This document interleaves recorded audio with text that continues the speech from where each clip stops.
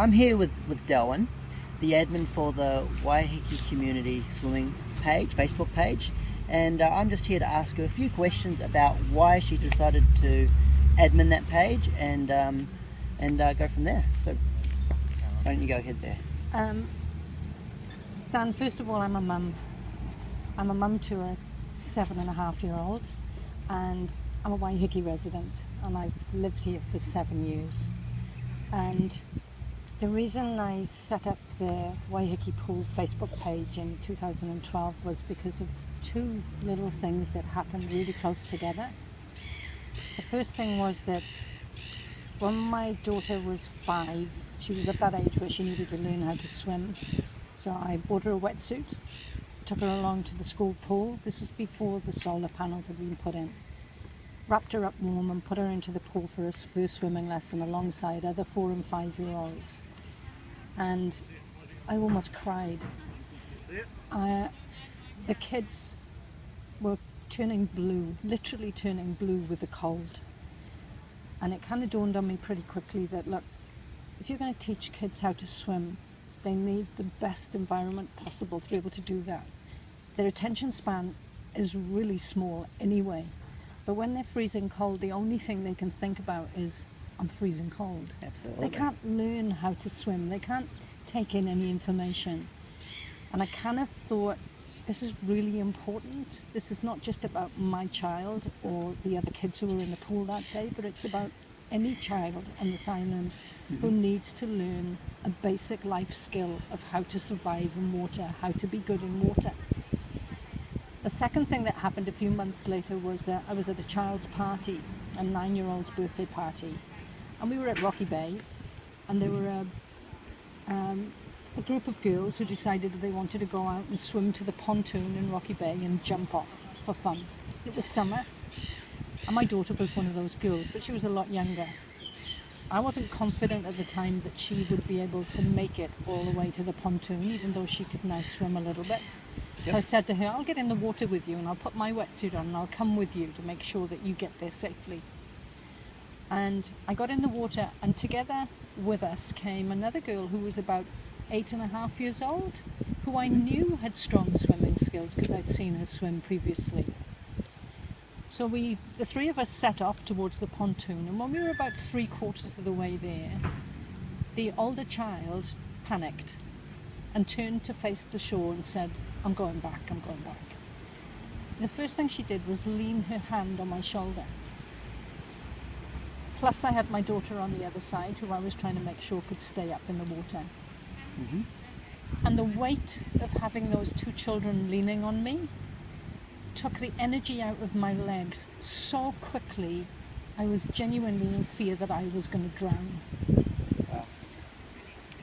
And basically it just made me realize that, look, this happens all the time. This is not an isolated incident here. It happens all the time across New Zealand.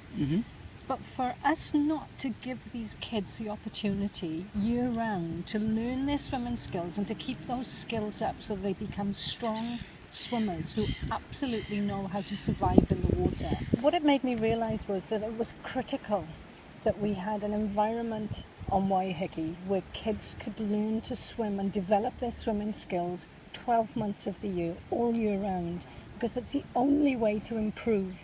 And it's the only way to make sure that you've got strong enough life-saving and swimming skills, not only to save yourself in the water, but to save anybody else who might be trying to rescue you. And that's going to be a parent or an aunt or an uncle or a carer or somebody who instinctively goes to help when they see kids in trouble in the water. So look, that's really what it came down to. I just felt this huge need to make something happen on Waiheke. Brilliant. And I felt as though if I put that Facebook page up there, it would be the first step in sharing information about what was currently going on, sharing information about what was available, and getting people to start talking about swimming as an important part of our activity and our safety on Waiheke. Within the same year, I was fortunate enough, because I was working on contract with Fuller's, to be able to pull together a package deal where kids could go swimming at the tepid baths for $140 a term. Wow. We've now done this for over 2 years. Fuller's have been amazing. They've reduced the rate of the ferry ticket for the children. Wow. The tepid baths have been incredible. They've also reduced the cost of having lessons for all those children. We've had over 300 children go through that program so far. Wow, that's amazing. But critically, it's a journey to the city on a Friday after school. It's a journey back from town, and it still costs $140 per child per term. Yeah. And for a lot of children on this island, it's too expensive. Yeah. So whilst it's a great stepping stone and a great way of making sure that there is a core group of kids who are getting access to the water and are developing strong swimming skills every term of the year, it's not the solution in the long term. It's just one stepping stone towards a solution.